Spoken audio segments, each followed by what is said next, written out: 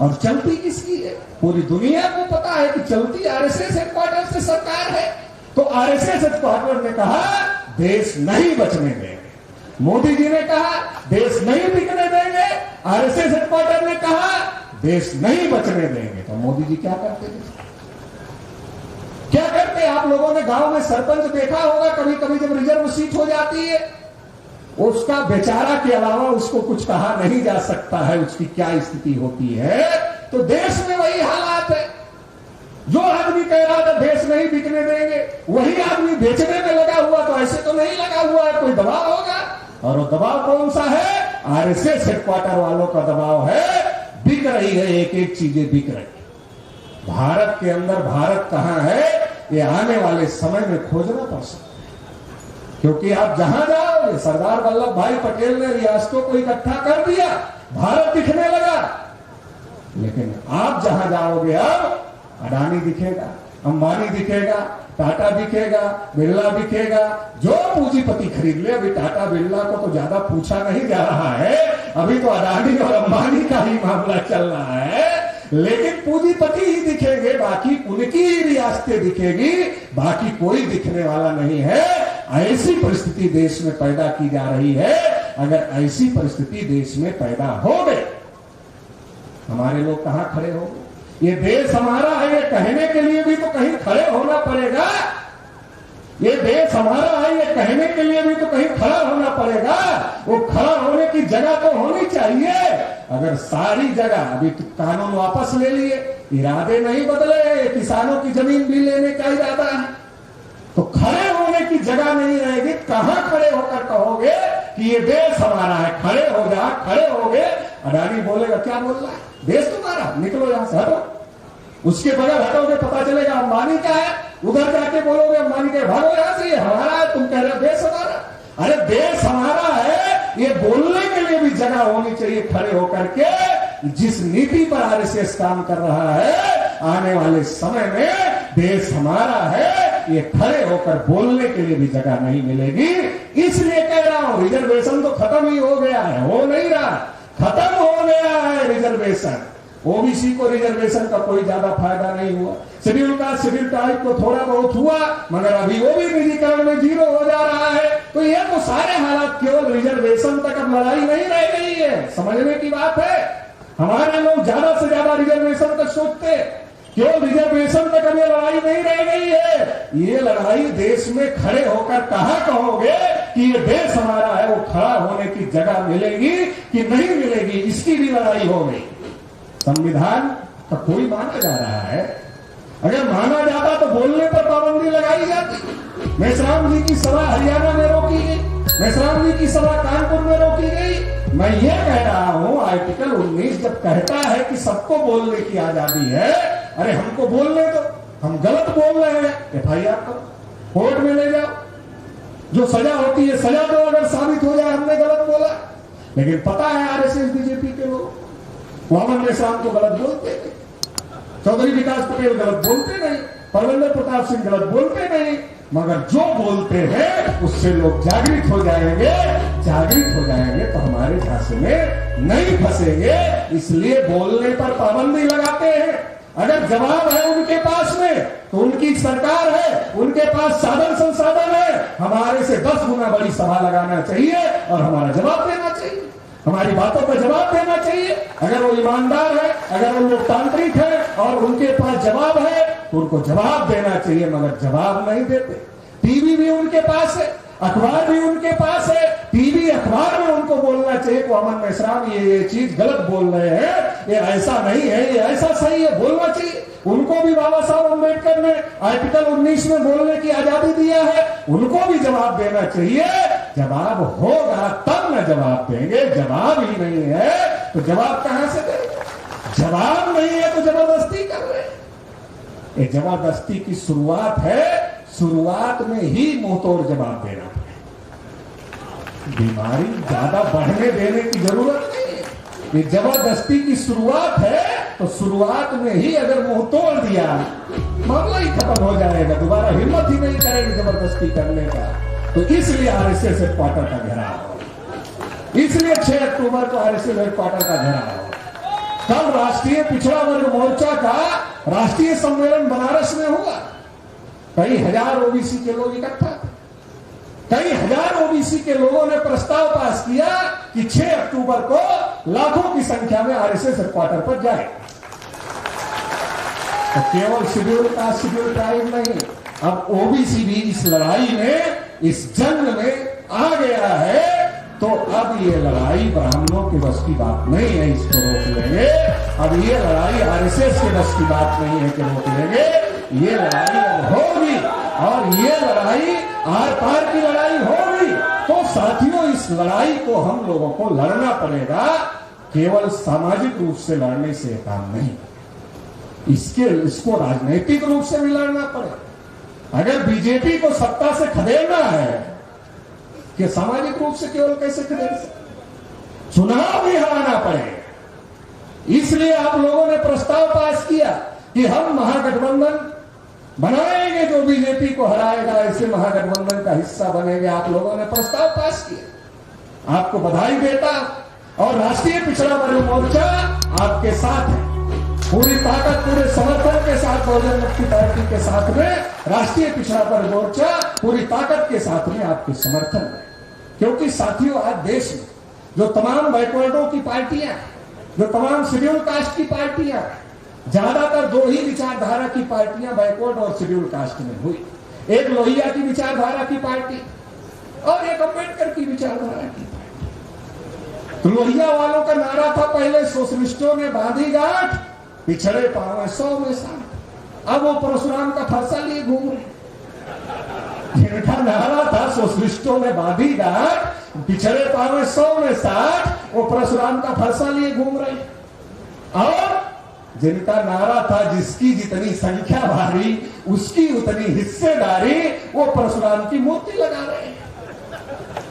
तो फैसला करना है ना, फैसला समाज को करना है कि सामाजिक मुद्दे की जो लड़ाई थी, काशीराम जी ने नारा दिया, बहुजन हिताय बहुजन सुखाय, बहुजन हिताय बहुजन सुखाय।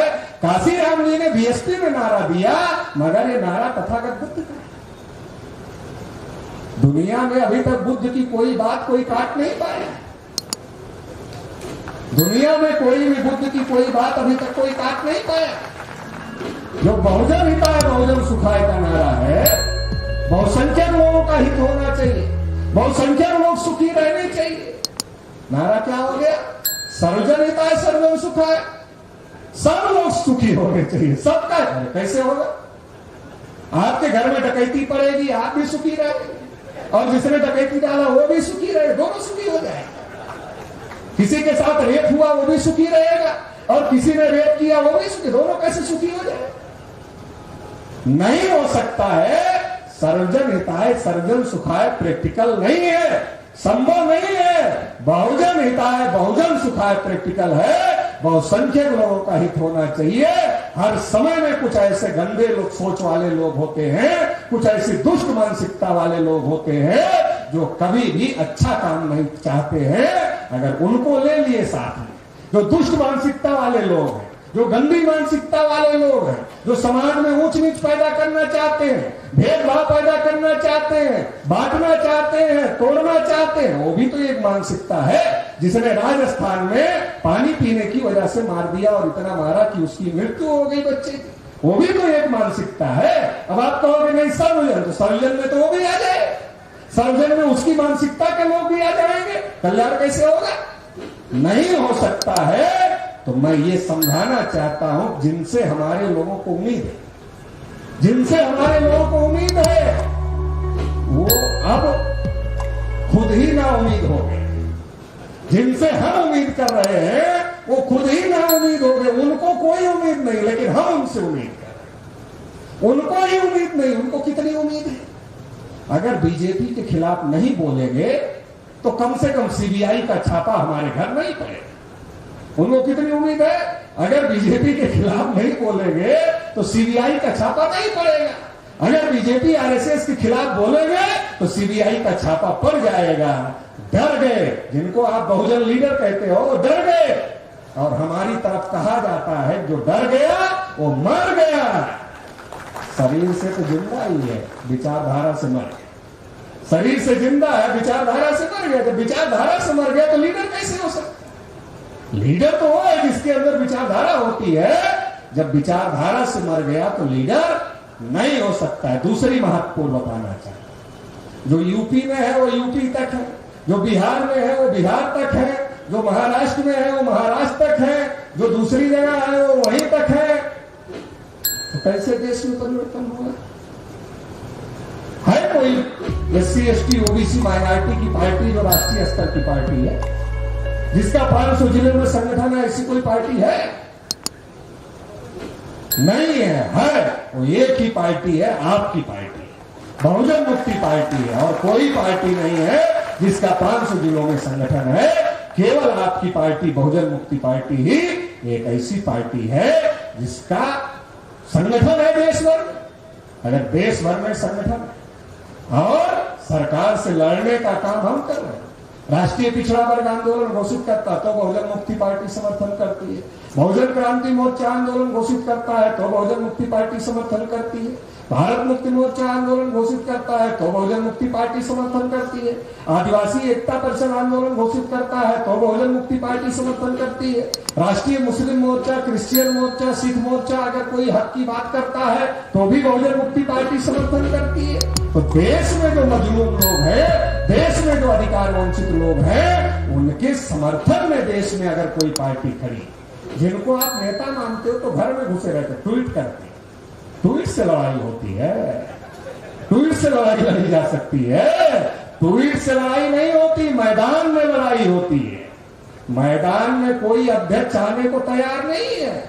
मैदान में एक ही पॉलिटिकल पार्टी का राष्ट्रीय अध्यक्ष आता है, उसका नाम परविंदर प्रताप सिंह है। मैदान में कोई दूसरी पार्टी का राष्ट्रीय अध्यक्ष नहीं आता है। तो इसलिए देश में परिवर्तन की जरूरत है, और वो परिवर्तन देश में अगर कोई कर सकता है तो बहुजन मुक्ति पार्टी कर सकती। अगर तमाम जो क्षेत्रीय दल जो डरे हुए हैं, अगर उनका डर भी निकालना है तो डर भी निकाल हम ही लोग सकते हैं। क्यों?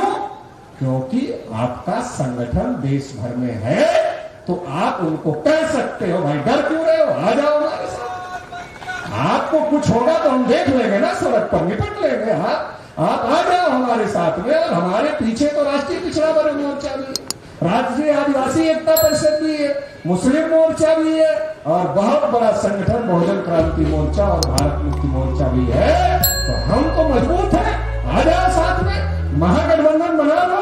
और अगर महागठबंधन बना लेते हो, तुमको कोई ईडी से डराता है, तुमको कोई CBI से डराता है, तो निपट लेंगे सड़क पर, चिंता मत करो, हम हैं ताकतवर, निपटने लायक है, निपट लेंगे, चिंता मत करो। तो ये काम भी आप लोग ही, बहुजन मुक्ति पार्टी के लोग ही कर सकते हैं। तो साथियों, ये सारी बात मैं इसलिए समझा रहा हूं कि देश में विकल्प की जरूरत है। जो मोह और माया में फंसे हुए हैं, उनको मोह और माया दोनों छोड़ देना चाहिए। क्यों छोड़ देनी चाहिए? मोह माया जाति की है, केवल जाति की है, बाकी कुछ नहीं है। नेता लड़ाई नहीं रहा, नेता बोल नहीं रहा, फिर भी नेता हमारा क्यों है? हमारी जाति का। हमारी तरफ कहावत है, जाति खाए माटी, मतलब जाति की मिट्टी भी मिट्टी भी खिलाए तो ठीक है। तो ये जो जाति है, ये आपकी आने वाली हजारों पीढ़ियों को गुलाम बना देगी। ये जो जाति है ना, जिसकी मोह माया में फंसे हुए हो, ये आपकी आने वाली हजारों पीढ़ियों को गुलाम बना देगी। इसलिए बाहर निकलो, बाहर निकलो, देश के बारे में सोचो, समाज के बारे में सोचो, अपने हक अधिकार के बारे में सोचो, और इस लड़ाई को मजबूती से लड़ो। आप हजारों लोग यहाँ पर आए हुए हो, अगर आप गांव-गांव जाकर अभी से तैयारी शुरू करो लोकसभा की। काशीराम जी साइकिल से चलकर, पैदल चलकर लोकसभा जीत जाते, विधानसभा जीत जाते थे। हमारे उत्तर प्रदेश में और आपके मध्य प्रदेश में भी ऐसे ऐसे लोगों को विधायक बनाया जिनके पास साइकिल भी नहीं थी, सांसद बनाया जिनके पास साइकिल नहीं थी, और साइकिल तो पहनने के लिए चप्पल नहीं थे और बनियान भी नहीं था। जब विधायक हो गए, उनको लखनऊ बुलाया, कहा इनको कपड़े खरीद कर दो, चप्पल खरीद कर दो, इनको विधानसभा में जाना है। ऐसे ऐसे लोगों को काशीराम साहब ने विधायक और सांसद बनाया। अगर ऐसे ऐसे लोगों को बनाया तो हम क्यों नहीं बना सकते? हम भी बना सकते हैं, आप भी बना सकते हो, मगर उसके लिए जो देश भर से कार्यकर्ता आए हैं बहुजन मुक्ति पार्टी को, उनको संकल्प लेके जाना पड़ेगा, उनको संकल्प लेके जाना पड़ेगा कि हम जिस विधानसभा से आए, जिस लोकसभा से आए हैं, यहां से जाने के बाद एक एक बूथ का गठन करेंगे। ये संकल्प लेके जाना पड़ेगा। ईवीएम वोटों की चोरी कर रहे हैं, ईवीएम का भी बंदोबस्त तभी आप कर सकते हो जब आप बूथ लेवल का संगठन बना लोगे, बूथ लेवल पर ही ईवीएम से निपट लोगे, बाकी कहीं निपटना नहीं पड़ेगा। बूथ लेवल पर मजबूत संगठन बनाओ तो ईवीएम का भी बंदोबस्त हो जाएगा और आपकी सरकार भी प्रदेश और देश में बन जाएगी। इसलिए यहां से एक ही संकल्प लेके जाना है, बूथ लेवल का संगठन बनाना। ऊपर का काम तो परविंदर प्रताप सिंह देख रहे, नेताओं को कैसे समझाना है, लोगों को कैसे इकट्ठा करना है बीजेपी को हराने के लिए, वो आपके राष्ट्रीय अध्यक्ष जी देख रहे हैं। उसके बारे में आपको चिंता नहीं करनी है।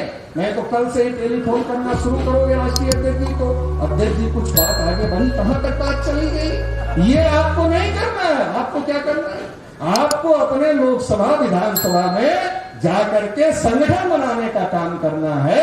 संगठन ही ताकत है, संगठन बनाओ बूथ लेवल तक मजबूत, निश्चित रूप से 24 में बीजेपी को भगाने का काम करें, निश्चित रूप से करेंगे भगाने का काम। बूथ लेवल तक संगठन बनाना होगा।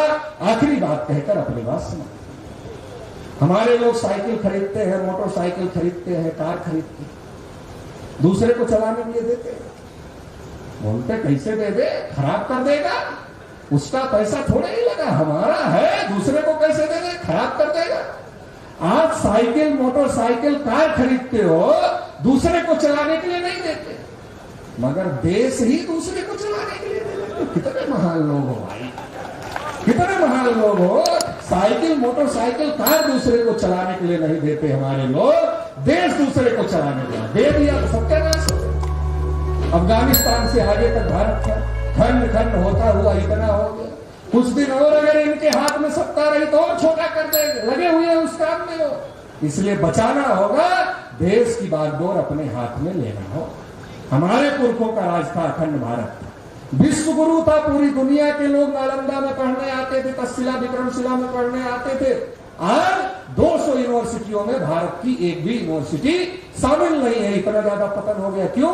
जैसे साइकिल दूसरे को तो खराब कर देता है, मोटरसाइकिल दूसरे को तो खराब कर देता है, कार दूसरे को तो खराब कर देता है, वैसे देश भी अगर आपका है, दूसरा चलाएगा तो खराब करेगा, इसलिए खराब है। भारत सोने की चिड़िया था, आप कहां कटोरा लेकर विश्व बैंक के सामने। तो इस हालात को बदलना है, केवल आरक्षण, केवल इतना मामला नहीं है। भारत को फिर से अखंड भारत बनाना है, जहां तक पहले था ना उतना कम से कम फिर से बनाना है, फिर से अखंड भारत बनाना है, फिर से सोने की चिड़िया बनाना है और फिर से भारत को विश्व गुरु बनाना है। वो बोलते हैं आरएसएस वाले, वो बनाने वाले नहीं है, क्योंकि वो 90% आबादी को कहते हैं तुम निकम्मे हो, नालायक हो, तो देश कैसे बनेगा। अरे एक घर में 5 आदमी है, 4 निठल्ले घूमेंगे तो घर का विकास कैसे हो। 5 के 5 काम करेंगे तो घर का विकास होगा। देश में अगर सारे लोग देश के विकास के लिए करें तो काम होगा। मगर आरएसएस के लोग क्या कहते हैं, नहीं 3.5% लोग देश संभालेंगे, तुम लोग गुलाम, तो कैसे देश का विकास होगा। वो नहीं कर सकते, इसलिए क्योंकि उनकी सोच गंदी है, उनकी मानसिकता गंदी है, उनके बस की बात नहीं है, उनकी औकात नहीं है। ये काम हम ही लोगों को अपने हाथ में लेना होगा।